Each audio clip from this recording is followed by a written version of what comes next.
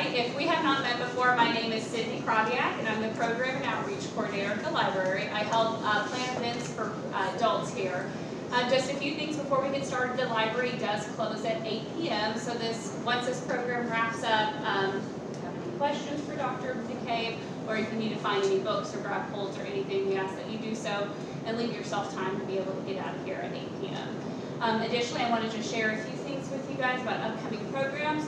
First off, if anybody tried to register for something yesterday, we were having some issues with our online event calendar. So if you tried to register for something and you did not get a confirmation email about it, you're probably not registered for that program. If you have any questions about anything specific, you can let me know after this, and I can definitely look you up.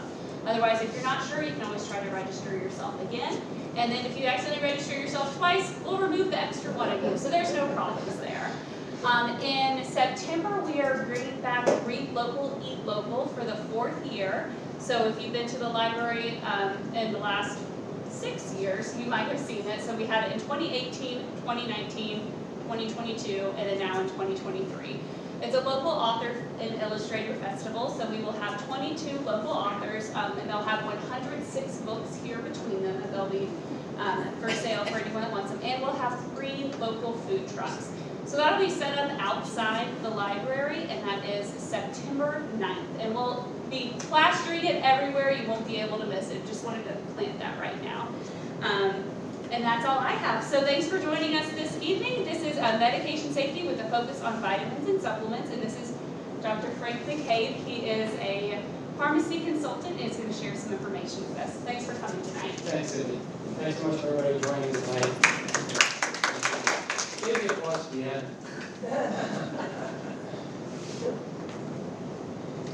Yeah, once again, thank you, Sydney. Also, I want to acknowledge Isha and Curtis, as well as Angela Harris. She's now retired, but she was my booking agent when I practiced in New Jersey, and she booked me dozens of times in corporations and community groups in northern New Jersey. So I've done this talk dozens of times.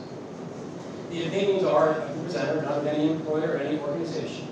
And I'd like to remind everybody that providing information is an educational seminar with the understanding that it should not take the place of medication or medical advice. I encourage you to talk with your healthcare providers, a doctor, registered dietitian, a pharmacist, etc., about your interest in or questions about the use of dietary supplements and what may be best for your overall health. Hopefully at the conclusion of tonight's program, you'll have an increased understanding of vitamins and supplements in health and nutrition and their approval process in the United States. And I think you'll find that quite enlightening. And which conditions or illnesses that they may be useful for.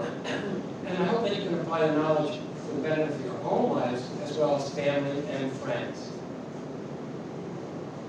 We'll start with an outline. It was a faithful meeting in February of 1998. I'll tell you more about that in a couple of slides. Vitamin overview, who needs vitamins, what types of vitamins, how about a healthy diet, and the role of supplements. And certainly when you're at the doctor's office, people often forget, besides the list of the prescribed medications, you should also bring a list of the supplements you may be using or the vitamins that you're taking. There could be drug interactions or there may be need for additional vitamins under the aegis of your healthcare provider. And you're in luck. All debunk miracle drugs are 30% off. Did I say preference? This is a monument in Central Park with composer Victor A. Herbert. That may sound familiar to those of us that are older. And then on the right side of the screen, you'll see Victor Daniel Herbert. I got the opportunity to meet him back in 1998. He was a researcher, and I spent 3 hours with him in the Bronx, VA, in his laboratory. When I called up, he said, I usually don't see patients, but I insisted, and fortunately I did get to meet him, and it was a great meeting. He also was known for, he took his family cat and dog and paid $50, and each got them certificates of being nutritious. So you have to be careful where you get your vitamin advice from. Also, back in 1962, he induced megaloblastic anemia in himself. which is a lack of folic acid. He took green leafy vegetables and blanched them several times, 3 times, and induced megaloblastic anemia in himself. And you need folic acid. We know in pregnancy, women that take multivitamins have additional folic acid to prevent neural tube defects. But yet, through his work, and by inducing it in himself, his self-experiment proved conclusively that there is such a condition as diet-induced folic acid deficiency anemia, a disease now recognized to be widespread throughout the world. But despite doing this in 1962, it took until 1998 that the FDA ruled that we should be adding folic acid to cereals and grains in the U.S. And that has probably prevented a couple thousand annually of neural tube defects in babies born in the U.S. And then this was an article that was in the New York Times.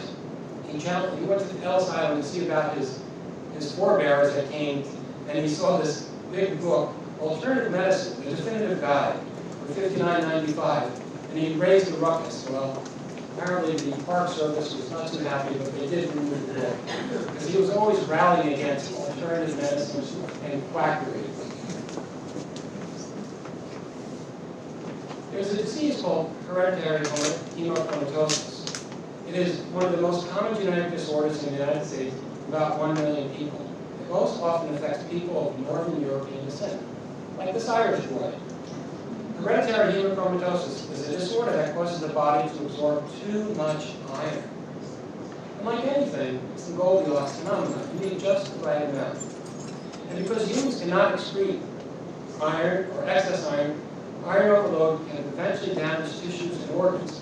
For this reason, hereditary hemochromatosis is also called iron overload disorder. Dr. Herbert saved me $10,000 in insurance premiums. How did he do that? He sent me to a student of his. His student was in his 60s. But I applied for term life when my children were younger. And the medical director for New York Life wanted to place me into the standard underwriting class versus the preferred underwriting class. But fortunately, because of Dr. Herbert's work, I also had all the medical records. I have probably the genotype, probably inherited a single gene from my mother's side. So I have what's called the phenotype, the genotype, the gene, but I didn't really have the expression of the disease. So fortunately, because of Dr. Herbert's knowledge and knowledge I learned from him, over 20 years I saved $10,000 in insurance payments. And also may have saved my life, as well as family members.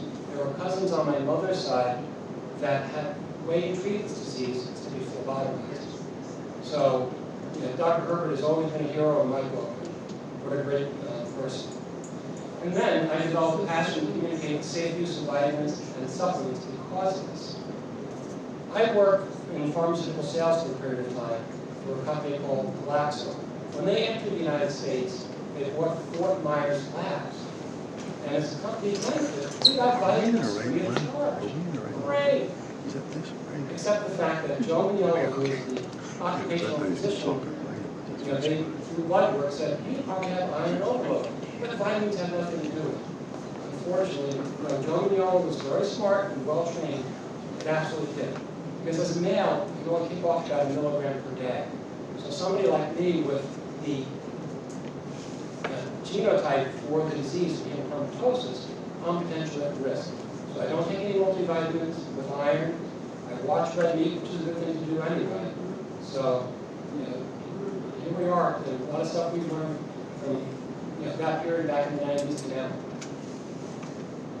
And Dr. Herbert, besides being a physician, he was a lawyer and a Green Beret. He published over 800 articles in the area of nutrition. 300 of those articles in peer-reviewed journals. He's buried in Arlington National Cemetery. What a great American hero. I like to say I'm from Missouri, though I was born in the Bronx. But Missouri is the show me state. So when it comes to vitamins and supplements and pharmaceuticals or medicine, it's all about the evidence-based medicine. So some of my colleagues at St. Joseph's Health would say, well, Frank, that's what you say. It's not what I'm saying. This is what the evidence-based medicine shows. Medicine does change, the evidence does change, but what I'm presenting today is current knowledge of what we know. The sales of vitamins, minerals, and supplements in the United States are estimated to be $62 billion. It's an incredible amount of money. In the U.S. population clock, we're just at about 335 million people. So on average, for a family household of 4, people are spending $750 on vitamins and supplements. And a lot of that money is wasted.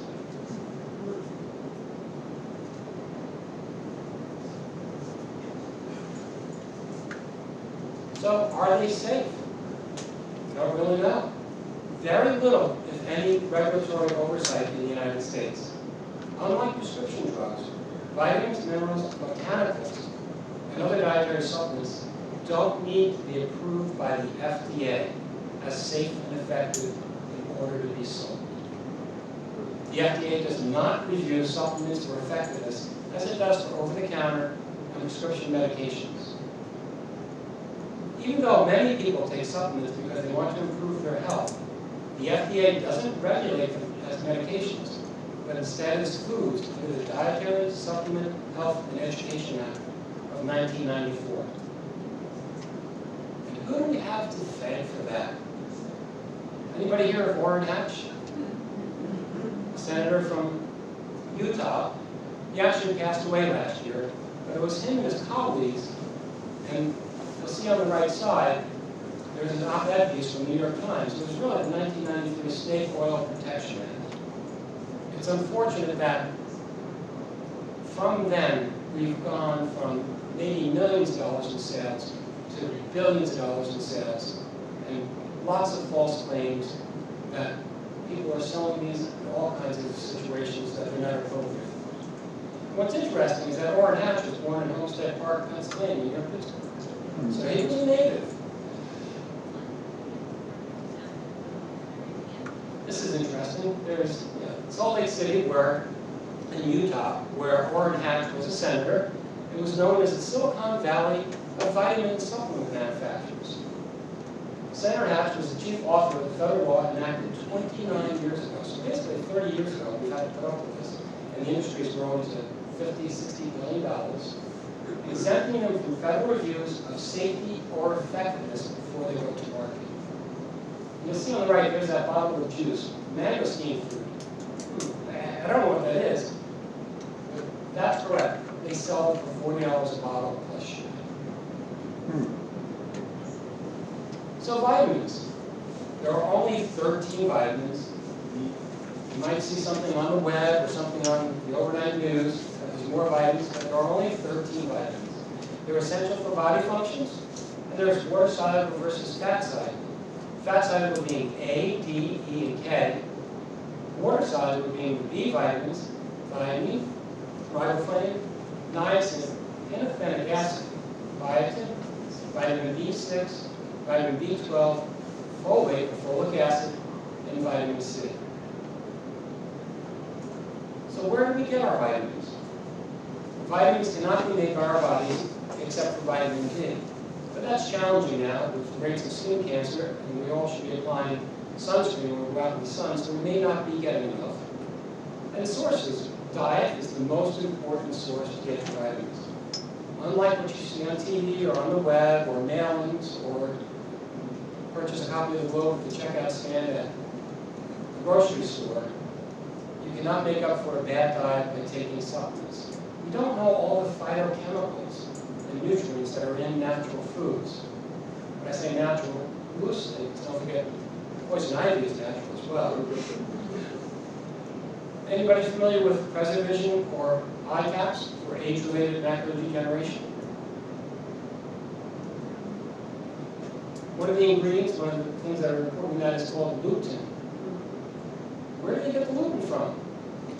Marigolds. It's one of the leading sources of horticulturally growing sources to get the lutein to put in the age-related macular degeneration vitamins. As me, I'd much rather get it from eating green leafy vegetables and keeping a good diet when I'm young. But at least if you need them, they do work, but it should be under the auspices of an ophthalmologist. So who could be at risk? People who have Western diets where 50% of meals are eaten eaten outside the home, a lot of fast food. Older adults, as we get older, maybe you're on a calorie-restricted diet. Pregnancy, which I mentioned earlier, you need extra folic acid. Excess alcohol consumption. People that are vegans, or those who are malnourished, people that have illness or disease, and that it's medically necessary. So the vitamin deficiencies, I don't think I've ever encountered any of these in my professional practice in 40 years. Rickets, which is a deficiency in vitamin D. Scurvy, which is a deficiency in vitamin C. Beriberi, which is a deficiency of thiamine. Pellagra, which is a deficiency of niacin. Or, it happens not infrequently, is anemia. And it was James Lind that is credited with sailors. They were called, British sailors were called limeys because they would give them lime juice because it would have vitamin C in it and it would prevent scurvy. So vitamin A, on the left side of the screen you'll see sources of vitamin A. Notice there's no capsules or pills there, it's all food. It's a good source in beta-carotene, things like green leafy vegetables, sweet potato and carrots. Preformed vitamin A, liver, I'm not sure who eats liver anymore. Kidney, egg yolks, and butter. And now that eggs have come back down in prices, affordable. It's important for eye function and vision, reproduction, and immune system. Supplementation may have harmful effects on the heart and bone. So that's not something that you should take unless it's under a doctor's advice. Vitamin D, which I mentioned earlier, is the only vitamin that the body can make. Good sources are salmon, tuna, fish, liver, beef, cheese, and egg yolks. What is interesting on the left-hand side, just marvel at this, the USDA maintains Excel spreadsheets on their website of cheese consumption in the U.S. The latest data,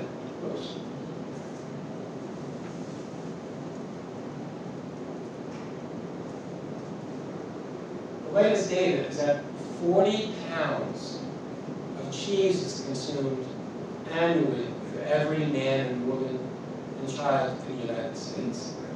I do my fair share, but it is the #1 leading source of saturated fat in the American diet. It's a little bit of a government conspiracy in the sense that there's subsidies to the farmers. I haven't seen it reported in a number of years, but sometimes there's excess milk production, so that excess milk goes down the drain. But the milk that doesn't go down the drain gets turned into cheese. So if you go in the frozen food aisle, a lot of the entrees at the supermarkets and elsewhere, you'll find that they have cheese in it. We all love it, but moderation is the key. Sometimes as Americans, we have trouble doing that. If you're deficient, you can have osteoporosis, a bone disease, increased risk of falls, possibly fractures, and rickets, but I've never seen a case of rickets. Vitamin D stores do decline with age, and then you need to treat to a level, minimum level of 20 nanograms per milliliter, minimize the risk of falls and fractures. I also do have a handout that if somebody wants it at the end. There's 2 vitamins I recommend and a mineral that I recommend. And the 2 vitamins we can do blood tests for when you go to your doctor annually. Traditionally in the U.S., we have looked at blood tests for rates at least 40 nanograms or higher. That is probably too high. So really 20 is sufficient. Probably optimal 25 to 35. Typically there's no routine screening, so you have to ask for it when you're at your doctor's office. Daily supplementation of 600 to 800 international units. I have dairy most days of the week, including yogurt. So I only take 400 international units on Mondays and Fridays. But I do get my levels taken annually at the doctor, and that is sufficient for me. Notice that most of my vitamin D is either from sunshine or from the foods that I eat. Vitamin E, found in a variety of foods, including oils, meats, eggs, and leafy vegetables. It acts as an antioxidant, protects cell membranes from oxidation and destruction in the body. Deficiency is uncommon in humans except in unusual circumstances. I'll repeat this. There is no effect in the prevention of heart disease. no prevention in heart disease. For a number of years, we thought that was going to be the case decades ago, but through clinical trials, it can be harmful. So vitamin E is not something you should take unless it's under a healthcare practitioner's advice. No evidence of supplementation improves outcomes in healthy children or adults. And high-dose supplementation may increase mortality and the risk of hemorrhage. Mortality being death. Vitamin K. People may be familiar with vitamin K if you're on an anticoagulant called warfarin. Sometimes you have to watch your intake of green leafy vegetables. A lot of times when I counsel patients about that, they would say, I can't eat green leafy vegetables. No, you absolutely should eat green leafy vegetables, just in moderation and in a consistent pattern. It plays a role in blood clotting. Deficiency are uncommon, but may cause bruising and bleeding. And you should not use vitamin K supplements unless your doctor tells you to, and it can interact with medications. The B vitamins, B1 being thiamine, found in yeast, legumes, pork, rice, and cereal, involved in metabolic activities in the body. B2 riboflavin, it's in meat, fish, eggs, milk, green leafy vegetables, yeast, and enriched foods. And it's important for cellular metabolic pathways. B vitamins continued. B3, yeast, meats, especially liver, cereals, legumes, and seeds. Pantothenic acid, which is B5, egg yolk, I'm not going to say that over again, kidney, broccoli, and milk, chicken, beef, potatoes, and whole grains. And B6, pyridoxine, it's in plant foods, meats, whole grains, vegetables, and nuts. B12, it's in meat and dairy products. And that's important, especially as we age. People that are over age 50, you lose the propensity to absorb B12 from your diet. So probably supplementation with that is important. My wife is here, my lovely Vanna. We just take 25 micrograms per day to make sure that we get enough vitamin B12. Also, people who are diabetic that are on metformin. Recently in the news and the professional literature, people that are on metformin for 4 years or more should be supplementing with B12. And then also, there's a drug or a little purple pill, omeprazole or Prilosec. People on a proton pump inhibitor should also supplement with vitamin B12. The reason that Marge and I supplement with the vitamin B12 liquid is because most of the vitamin supplements have excessive doses. But you only need between 2 and 3 micrograms per day. Typically, the tablets have 1,000 micrograms or more. Folic acid, which is B9, animal products, and then leafy vegetables, like Dr. Herbert, who blanched his green leafy vegetables and induced megaloblastic anemia, became very weak and couldn't walk. Vitamin C, we've all heard of that. Linus Pauling, who was a Nobel laureate, unfortunately he was wrong about vitamin C. We find that people say you take it for a cold, it doesn't work for colds. Apparently, at high doses, vitamin C may act as an antihistamine, so it dries you up. But it has no real effect on the outcome or shortening the duration of the cold. It's found in citrus fruits, tomatoes, potatoes, Brussels sprouts, cauliflower, broccoli, strawberries, cabbage, and spinach. It has multiple actions in the body. Deficiency, fortunately we're not sailors, British sailors from the 1700s, scurvy. Current evidence does not support the use of vitamin C supplementation. And there's no evidence that it reduces cold symptoms or helps with cancer prevention. We also put a slide for calcium, which is a mineral. It's found in milk, yogurt, and cheeses, and are the main sources of calcium for most people in the United States, including me. Your body needs calcium for muscles to move and for nerves to carry messages between your brain and every part of your body. Calcium also helps blood vessels move blood throughout your body and helps release hormones that may affect functions in your body.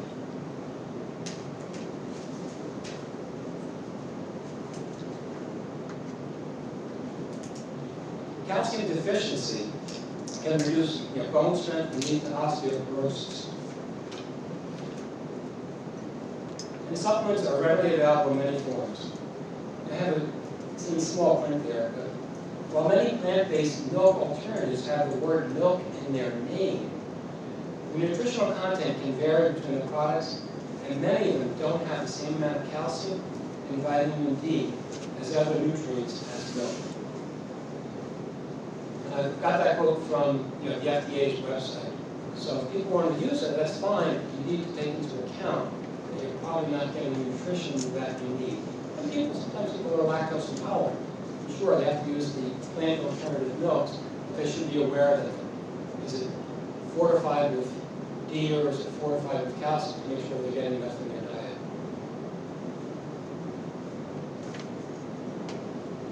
Iron is important. Without iron, we don't have the ability to have a proper hematocrit, create red blood cells. It's in red meats, fish, poultry, potatoes, broccoli, and spinach. Iron deficiency anemia can cause tiredness, shortness of breath, a decrease in physical performance. It occurs in younger women that are menstruated, because you lose excess blood.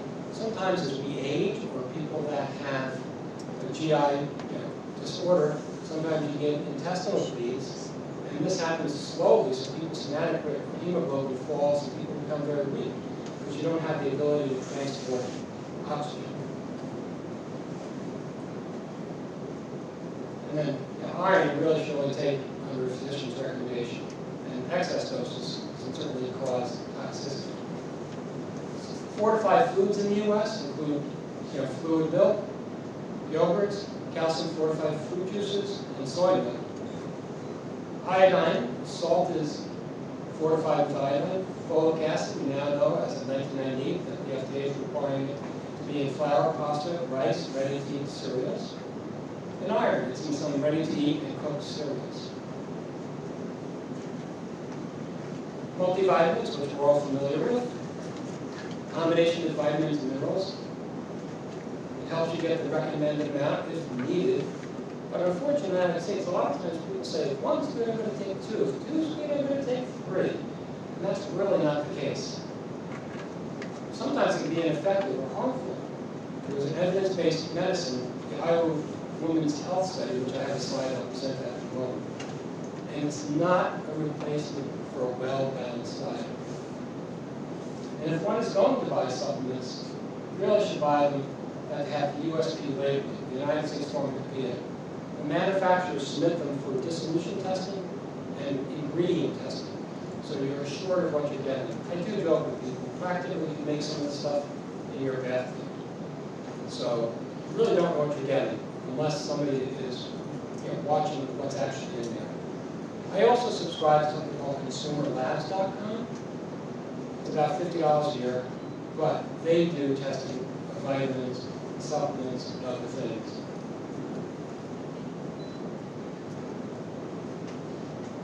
The Iowa Women's Health Study was published on October 10th, 2011. Followed 38,000 women, which is a nice number. 60% used at least one dietary supplement per day, and more than a quarter took 4 or more supplements, which is not unusual in the United States. Supplemental nutrient intake clearly is beneficial in deficiency conditions. The assessment of their use and total mortality risk has been inconsistent, especially with calcium, excess E, D, or B can be harmful. In older women, several commonly used dietary vitamin and mineral supplements may be associated with increased total mortality risk. This association is stronger with supplemental iron.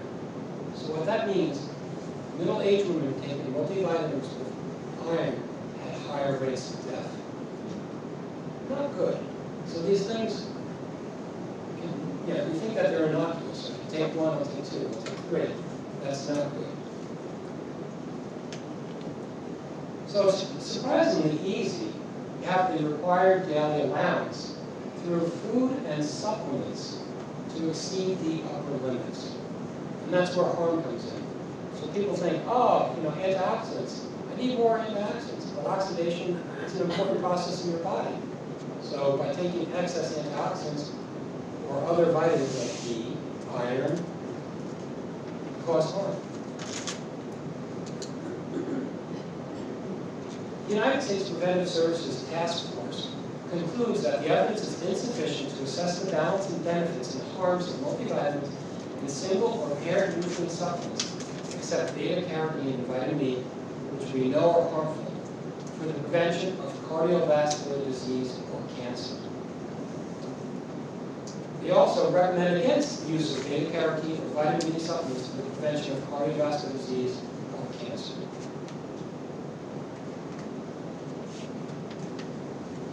We found no evidence to support antioxidant supplements for primary or secondary prevention. Beta-carotene and vitamin E seem to increase mortality or death, and so may higher doses of vitamin A as well. Antioxidant supplements need to be considered as medicinal products and should undergo sufficient evaluation before marketing.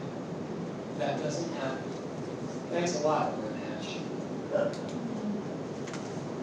I had a good opportunity back in 2013. Columbia Medical College had continuing education seminars in New York City. We moved here about 2.5 years ago, so I attended 2 of these programs, and the faculty is fabulous. Put up the slide with their names. And at the time, they were offering a program, but I didn't want to commute to New York City. They were offering a master's in nutrition for healthcare professionals, and that would have been a lot of fun, but just too much work while working full-time at that point in my career. So you can see the faculty, the numbers are quite a lot. Todd Koopman, who I've met personally, is the president of Consumer Labs. I mentioned that earlier, and I do subscribe. They don't take any, there's no advertising. So that annual subscription, they're not getting biased by having subscriptions. So they're testing vitamins for their dissolution and action ingredients. And it was interesting, J.M. Gaziano, who was there, physician, Harvard Medical School, he was so proud of taking Centrum vitamins because there was an 8% reduction in colorectal cancer. Except there's only one catch. It was older physicians. I would say the vitamins had nothing to do with it. It had to do with lifestyle. And it's not been proven since. But he was very proud of that fact. But I don't think we can extrapolate that to the rest of the population. And here, vitamins and supplements measure up. Get to know your products. Buy USP labeled products. Check with your pharmacist. Purchase products from reliable sources, not on the web. Don't assume more is better.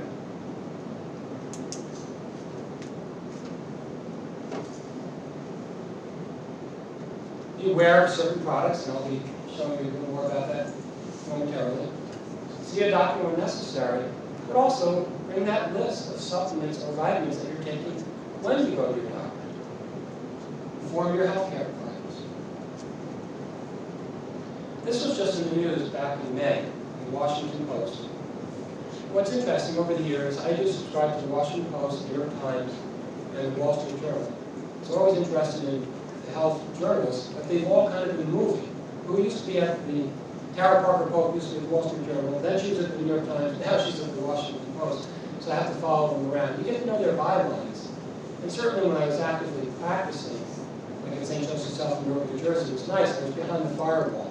So they would reference the primary literature. I could click on the link and actually look at the original published article and look at the data. But I was able to get to the data about this. It says that multivitamins may help slow memory loss in older adults, study shows. That was the headline. A large trial found that people aged 60 and older who took daily multivitamins showed an estimated 3.1 fewer years of memory loss than those who took a placebo. Sounds good, right? But what I can ascertain was the cocoa supplement and multivitamins outcome, Cosmos, a randomized, which is good, clinical study of cocoa extract supplement, including 500 milligrams of flavonoids and epitacacin, 80 milligrams, or a standard multivitamin supplement to reduce the risk of cardiovascular disease and cancer among men aged 60 years and older and women aged 65 years and older. The ancillary study, Cosmos Web, is being conducted among a subset of participants in Cosmos to examine whether the cocoa extract supplements affect cognitive function in adults. So I don't think, I could be wrong, but I looked at this multiple times, and it is confusing, even for me as a healthcare professional. To discern, was it the Centrum Silver, or was it the cocoa supplement? And the cocoa supplements, which is Cocovia, it's a product made by Mars. You've heard of M&Ms, right? So, they do make this product, except it's $40 a month. And, we don't know enough yet. And who can afford, the $40 a month? So you're talking $500 a year for cocoa supplements. I think it's best until the data comes in with the multivitamin or the cocoa to know what you're going to do. So on a daily basis, I just have some chocolate. And I like dark chocolate. There are some good websites out there to get nutrition information. Nutrition.gov, Medline Plus. These are things that we pay for as taxpayers, and they're readily available. Now, we used to have the food pyramid. We no longer use the food pyramid. So I would joke with family and friends, a slice of pizza is a pyramid. But now we've gone to the food plate. So instead of having a slice of pizza, everybody eats the whole pie. But notice the food plate, 3/4 of that is fruits and vegetables and protein. Now what's interesting, there was a review, I think in the New York Times just recently, about protein bars, but they had reviewed it a number of years ago. It was a nice graphic. Soybean oil to be extracted from soy, you have to use hexane. What is hexane? Hexane's in gasoline. But the FDA considers it okay because there's probably no residual in it. But we're kind of conducting an experiment globally, people taking excess protein. Unless you're Michael Phelps, everything in moderation. So these protein bars are loaded with fat, loaded with calories and sugar, and probably too much protein. But that's my opinion. They also do have, from myplate.gov, they do have an app that you can download. You can use it with Alexa. And it starts simple with MyPlate app. The thing is, we're all taxpayers. It might be good to use some of this stuff. The healthy eating plate, healthy oils like olive and canola oil. The more veggies and a greater variety, the better. Potatoes and French fries don't count. The last data I knew, it was 26 pounds for every man, woman, and child of potatoes, of French fry potatoes that are consumed annually in the U.S.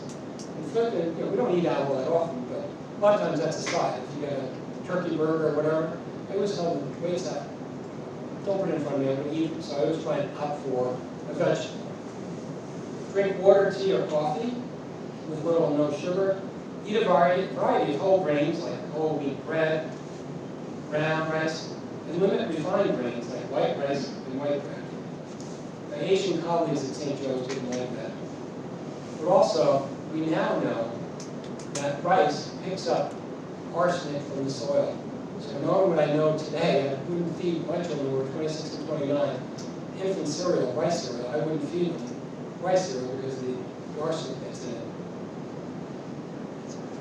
Choose fish, poultry, beans, nuts, and limit red meat and cheese. Avoid bacon, cold cuts, and other processed meats. Oh, darn.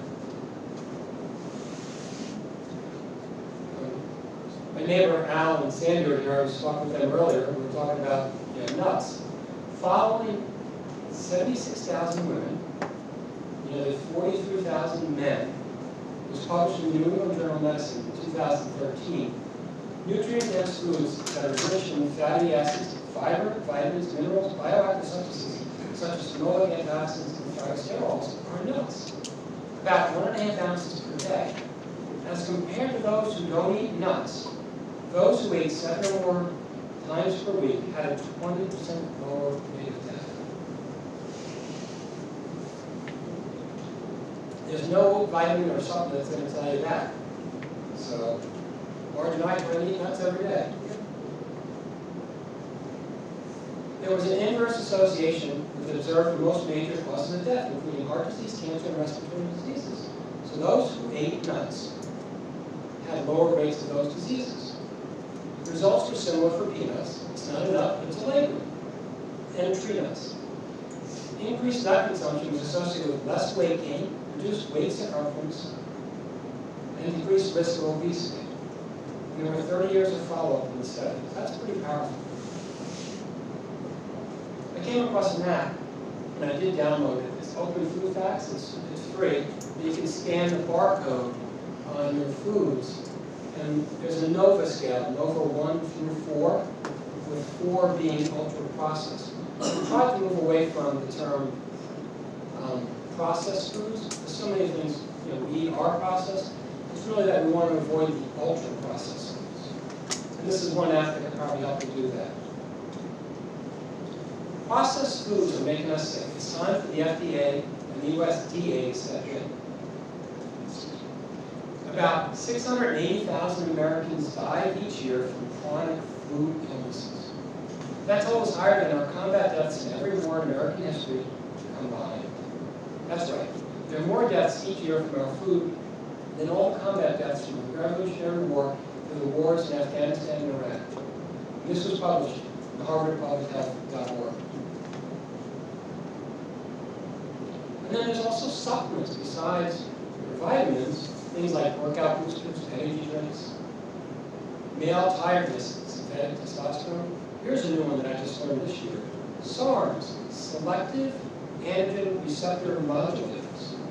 Probably none of us can here take those, but there may be grandchildren or children that are young age, they want to bulk up and they take this stuff. Red Bull, which sells like a fair amount of money. I think a couple of years ago, one of the founders passed away. He was a billionaire. These things called SARMs, and from this website, it said products sold on this website are for laboratory research purposes only. They are not supplements, and absolutely not for human consumption. That was on the legal page. And I just looked at this today, and the website is still up and active, and you can order from Warrior Labs. 99% purity. Just last month, the FDA sent them a warning letter for selling products with steroid-like substances and prescription drugs. The FDA has safety concerns about products that contain SARMs. Life-threatening reactions, including liver toxicity, have occurred in people taking products containing SARMs. SARMs also have the potential to increase the risk of heart attack and stroke. Likewise, the FDA has safety concerns about your unapproved new drugs intended for injectable and intranasal routes of administration. The only thing safe on their website is their t-shirt. They want $30 for the t-shirt. This is from another website, consumermedsafety.org, which is under the aegis of the Institute for Safe Medicine Practices, which has done fabulous work for 4 years, my entire career, with medication safety. But even liver injuries have occurred. For example, CVS specified performance vitamins, or Slim Quick, Grip Fuel Extreme Feather-Free. So these things are not innocuous. Harm does occur. Unfortunately, they're not approved ahead of time by the FDA.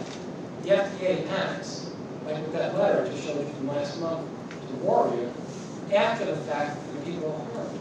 But yet their website is still up and running. Thanks, Lord Nash. 2011 report on substance abuse and mental health services administration. ER visits involving energy drinks by patients 18 to 39 years of age increased tenfold from 2005 to 2009. Never mind what it is perhaps today. Many were combined with alcohol and drugs, and over 50% were energy drinks alone. And probably when people are out, especially when people visit a bar or a restaurant, I think they do mix the energy drinks with alcohol. Not a good combination. In the annals of hepatology, frequently teenagers and young athletes are particularly prone to taking these with the intention to increase strength, muscle mass, and improve physical performance. It may not. It may lead to harm, especially with liver toxicity. And there's a remarkable wave of products on the market. The FDA lacks the resources to reduce the influx of illegal foreign ingredients and finished products, many from Asia into the U.S. The agency cannot easily prevent adulterated products disguised as supplements from reaching the U.S. markets. The FDA estimates that about 50,000 adverse reactions happen every year in the United States.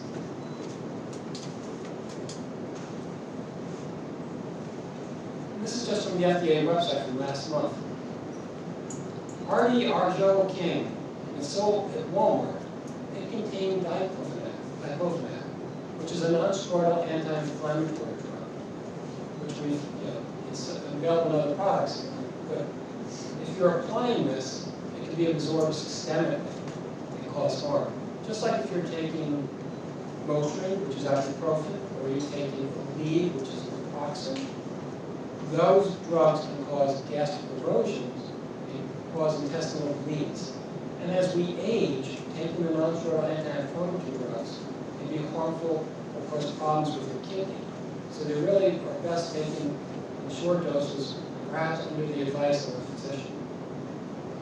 You'll see the next one there. It's the Premier Zen Platinum 5000. Oh, great. Undeclared sildenafil tadalafil. Those are erectile dysfunction drugs, or drugs also used for pulmonary hypertension. So unsuspecting consumers are ordering this stuff, they don't know what they're getting, or if you're on prescription nitroglycerin, that could be harmful and lead to death. How about Maxell? It contains sibutramine, an undeclared sibutramine. That was a drug that's used for weight loss. So that's best taken under the advice of a doctor, not in some supplement. And you have no idea what the dose is in that product.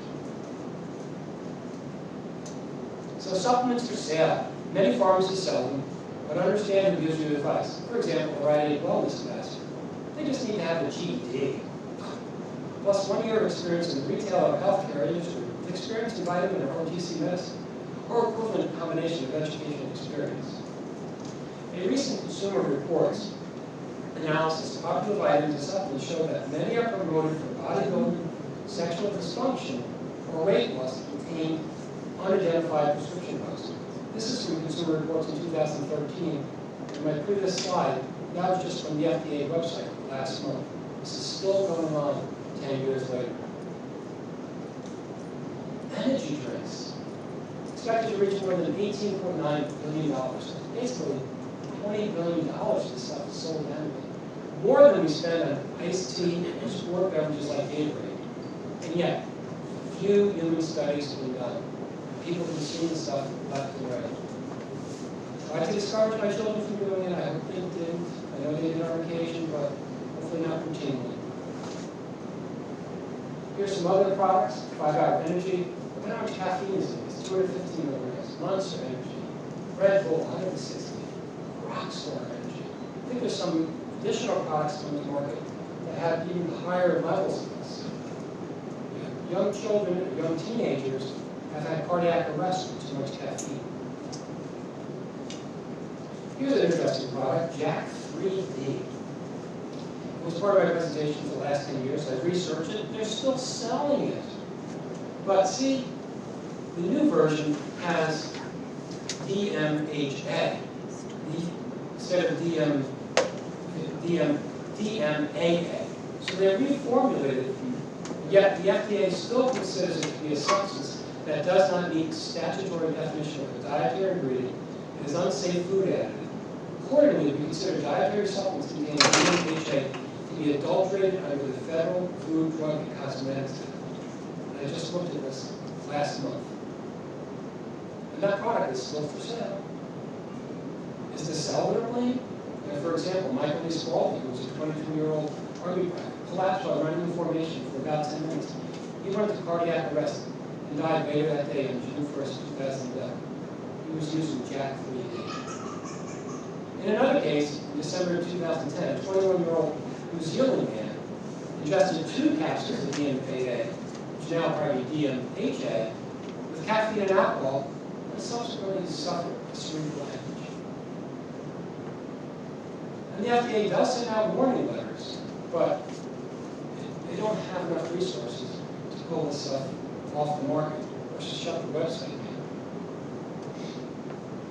And this was just a recent one. Yeah, dear Mr. Thomas, CEO of Alternative Labs, this letter concerns your products Elevate Smart Coffee, Chocolate, Elevate Nitro, blah, blah, blah, blah. Even if a new dietary ingredient notification has been submitted under section blah, blah, blah, we know no evidence that would establish that DMHA to be lawfully marketed as a new dietary ingredient in your products. Great. Emergency room visits, when you talk about supplements and vitamins. Weight loss or energy products cause nearly 72% of supplement-related adverse events involving chest pain, palpitations, and tachycardia. 58% of the people aged 20 to 34, so grandchildren or children, including choking or pill-induced dysphagia or blocus, caused nearly 38% of ER visits among adults aged 65 years and older. So, you're trying to help yourself and take these supplements that may be what we call horse pills, and you end up choking them. An estimated 23,000 ER visits annually in the U.S. That's like 63 per day related to vitamins and supplements that are not correct. So I say enough is enough. What was interesting, back in 2015, Letitia James is now the Attorney General. Back then it was A.G. Schneiderman. But there were cease and desist letters sent to GNC, Target, Walgreens, and Walmart. These are places that we all shop, except the Eric GNC. To contain contaminants not identified on the ingredients label. Just 21% of the supplements tested identified DNA from plant species listed on labels. So the Lord knows what was in this stuff. There was a product that's been around for years. It's still available, called hydroxycut. In 2009, the FDA issued a warning saying it received 23 reports of health problems, including liver failure and people with uses. It's been reformulated, but while reported cases of liver injury due to hydroxycut decreased, they continue to appear. Steroids, this is great. They use them, it's okay, right? Yeah. What's interesting, Major League Baseball has stopped testing its players for steroids after nearly 20 years. And I don't know about the records anymore. And apparently this year we're hitting games, or I don't know if it's the heat or is it people are taking steroids. There's been a lot of high scoring games. Here's another product. The first multivitamin mineral supplement toothpaste. A full and is monthly or quickly departed. And it's not cheap. The caption, "Thank you for this food and protect us from the additives and preservatives therein." This book just got published. I'll probably wait and try to pick it up used, or probably get it here at the library. Ultra-processed people. The science behind food that isn't food. I thought this was interesting. Hot Pockets. So this is a Philly cheese and steak. Hot Pocket. I think it should have 3 ingredients. Steak, cheese, and bread, right? 75 ingredients. Talk about ultra-processed. Now, to work at GNC or the vitamin shop, you really just have to have a high school diploma. But you have to have the ability to generate sales and have a high school diploma. That's not who you should be getting your healthcare advice from. And back in the Annals of Internal Medicine in 2013, available evidence does not rule out small benefits or harms, or large benefits or harms in a small subgroup of the population. We believe the case is closed. Supplementing the diet for well-nourished adults, most of us, with minerals or vitamin supplements has no clear benefit. It can even be harmful. These vitamins should not be used for chronic disease prevention. Enough is enough. I couldn't agree more. Porridge needs to be just right. Not too hot, not too cold. Bless you. Be sure to read the labels. Chug, chug, chug. Oh my gosh. I wish I hadn't read that label. Like the Hot Pocket. So there's USP. Michael Pollan, who's a best-selling author and food expert, Pollan proposes a new and very old answer to the question of what we should eat when it comes down to the 7 simple but liberating words. Eat food, not too much, and mostly plants. By urging us to once again eat food, he challenges the prevailing nutrient-by-nutrient approach, what he calls nutricism, and proposes an alternative way of eating that is informed by the traditions and ecology of real, well-grown, unprocessed food. Our personal health, he argues, cannot be divorced from the health of the food chains of which we are a part. This is a slide, the handout that I have available if you'd like to take home for vitamin D, B12, and calcium. So that'll be available at the end of the talk. I'm ready to answer any questions. You got low energy, you're depressed. We can try B12, but we've had a lot of luck with B9. Of course, as a pharmacist, I had to put this one in. That's quite a list of side effects. I forgot what I even have. See, it's already working. Also, the National Institutes of Health, NIH.gov, has a lot of good information as well. As taxpayers, we pay for that. So I highly recommend it for evidence-based medicine for your health and also supplements. So be sure when you're at a pharmacy, talk to your pharmacist. Have them explain the treatment to you, clarify storage instructions, describe the regimen, and be sure to ask questions. So talk to somebody, a pharmacist, a registered dietitian, a physician. All right, are there any questions? Did I surprise anybody? Sydney. You said in 1994 was when that law was passed by Thatch. What regulations were there prior to 1994, if any? I think it may have been a little more strict back then. Okay. So that's why the industry is growing to probably millions and billions. Because I think the FDA may have been more strict at that time, but then Warren Hatch and his other compadres made it classified as food.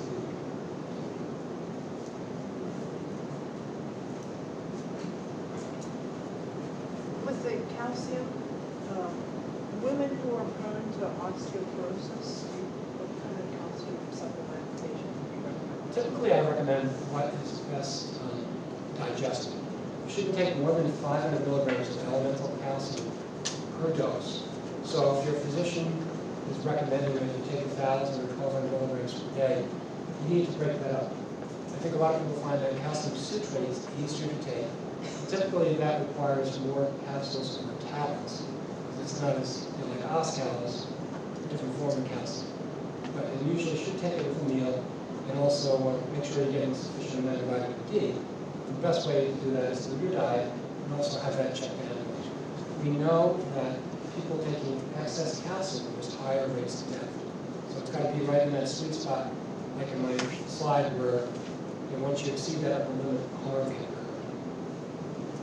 But typically, with calcium, I do include, you should include what's in your diet.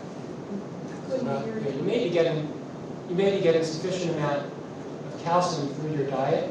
So say you need 1,000 milligrams per day, you may need only to take 500 milligrams through supplementation.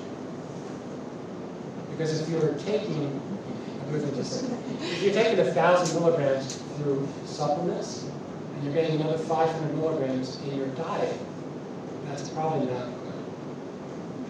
I'm sorry. I wanted to ask you, what supplements have you found cause headaches? None that I know of. That's not been reported to me as a pharmacist. I think typically it's not supplements. People that may be taking magnesium supplements or things like that, which I don't recommend, those are things that are tightly regulated within your body. Really should go to the GS of a healthcare professional so your blood levels can be tested. But then again, when people are sensitive, so sometimes you have to look at the ingredient label, see what excipients are in there. Besides what you have for the active ingredient, there may be excipients that you're having a reaction to. So you might need to try a different brand. Mickey, everybody's in the back. No, I was just going to say, I heard a doctor once say that as adults we should not drink milk because you never see a cow feeding another cow, that our adult stomachs are not made to digest milk. I think that physician is probably an outlier, kind of like Joe Mignola, who was the occupational health physician at Laxo that I worked for and said vitamins with iron had nothing to do with it. I think he's an outlier. I think if you enjoy milk, I think you should continue to do it. It's a good source of calcium, a good source of vitamin D. I was told by a cardiologist that stay away from calcium because it creates plaque around your heart. So I dropped calcium. Now I'm on Fosmax. Is that true about the calcium? That's, very good, it's under, I'll repeat the question. We're asking if, her cardiologist recommended that she decrease calcium in her diet, not to take any supplementation, because excess calcium, maybe through, I'm guessing, through your diet, that taking extra calcium could lead to calcification. But she's doing the right thing. She's consulting with a healthcare professional. And that's absolutely right. Because he or she is going to know your body, knows your blood levels and your blood work. So I would stick to his advice, or her advice, which is good. Yeah. What is your advice on CoQ10? CoQ10, the jury's out on that. I was taking it for a short period of time. But again, if it makes you feel better, okay. But it's not something I routinely recommend. And if you're going to take it, it should be USP labeled or of reference. What also consumerlabs.com. Maybe Cindy can get that here at the library. I've heard. That you can check and see what disease states. What's nice about consumerlabs.com is they also reference the primary literature. A lot of times when you hear commercials, it says, oh, clinical trials approved, like Prevagen. These clinical trials of like 10 people. That proves nothing. When you look at like the New England Journal of Medicine, well over 100,000 people, 30-year follow-up taking nuts and legumes, proving that it reduces deaths. That's good, not a population of 10. I'm going to make some statements. Probably not everybody's going to like what I have to say, but I'm just saying. That's okay. I agree with the majority of what you present. I don't agree with all of it. The best drugstore we have is our own body. Our body knows what to do, given the right fuel. I've been whole food plant-based for 10 years. I got off all my medications. I'm 70 years old. I feel great every day. I don't do dairy. I don't do cheese. Everybody needs to do their own research, and we're all different. So what works for me might not work for you. But I'm going to tell you, in general, become your own CEO of your health. I mean, and maybe you could verify this. How many hours of training do doctors get in nutrition? Probably one or less. Yeah, you don't get, so, our medicine is our food. 95% of the chronic disease that people are experiencing today comes from our food system and the environment. All the chemicals and stuff, as you highlighted, and all the processed foods, so, I was on blood pressure medicine. I was on triglyceride medicine. I was pre-diabetic. And my doctor used to say it's not if you get diabetes, it's when you get it.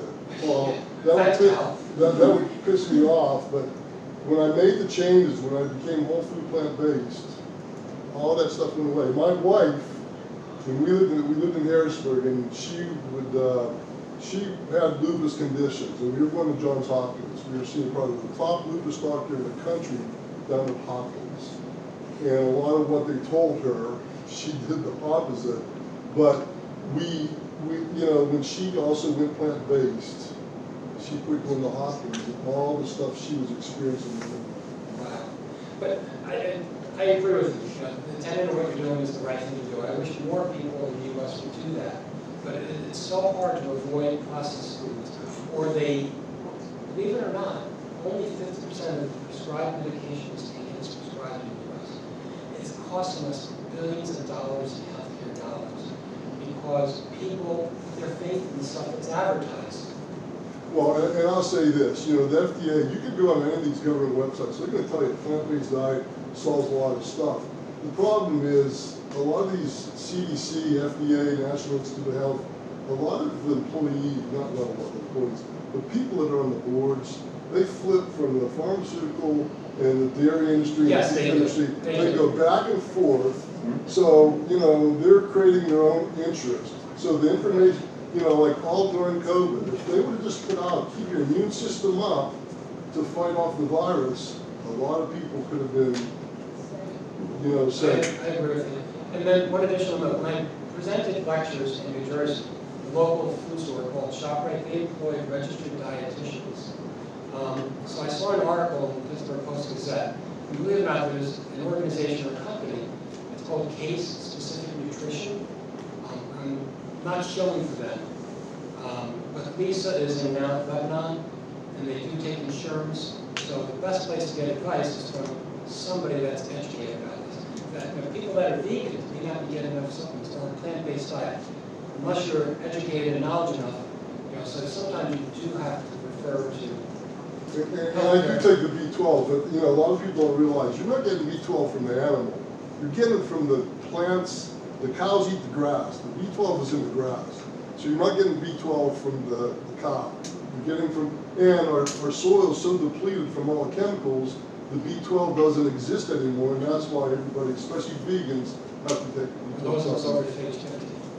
I just want to ask, I see a lot of these fat-free foods, you know, in the supermarket. Are any of these good to eat? I mean, on some of these, like fat-free cheeses, like, I think what we're finding out about fat-free foods now, that it's not all that's cracked up to be. Remember years ago, fat was evil, so they made everything fat-free. They loaded everything with sugar. We have burgeoning rates of diabetes in the US. We have nearly 40 million Americans with diabetes. So, you know, yeah, sure, fat is, you know, calorically dense, but, you know, eating, you know, full-fat yogurt, you know, certainly when children are very younger, when you switch them from, you know, mom's milk maybe to whole milk, so it has its role. Do we want to take these, I saw like these last two questions up here. There was a slide up there that I didn't finish reading, and it was about caffeine and some of these drinks and There's a lot stuff. of, all these, Then I saw something about taurine and something else. Is it in our These are- vitamins too? no, Oh, okay. no, just they add to these energy drinks, all these different proteins and caffeine. What you really need to do is just have a cup of coffee, Yeah. or, you know, buy Vivarin. You can buy, you know, when I was doing my PhD, I was working full time, there was something, you know, that I bought caffeinated milk. So at least I knew, you know, there was X amount of caffeine in that kind. Want to get this last one right here? Is there a reputable website where you can look up interactions between supplements? That's a good question. I don't know if there is from a consumer based area. That's something I'll probably have to research myself. This ods.od.nih.gov, what does that do? That's the National Institute of Health. That's their website. So you just go to nih.gov and you type in supplements in the search box. So you don't have to type in that whole URL. What website was that? Thank you so What website was that again, please? nih.gov. NIH. Just type in the search box supplements. National Institute of Health.gov. I want to, thank you, Dr. I want to let you guys know, I'll send out a follow-up email. This program is being recorded, so if there's anything you want to reference back or you want to share it with anyone else, I'll send out that link. And also a link to some library. We have Medline Gov where you can look up medicines. And then we also have a resource called McGill's Medical where you can look up ailments or things you might have heard or might see in a report from a doctor, you're not sure, and that's all like research-based evidence. And then we also have Gail's Special Topics where you can go and find articles as well. So I'll be access to our consumer lab? We do not. Sorry.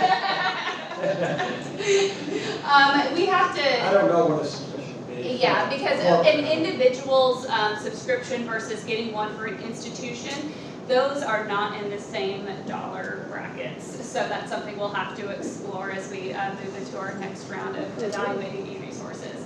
But thank you all for coming out this evening.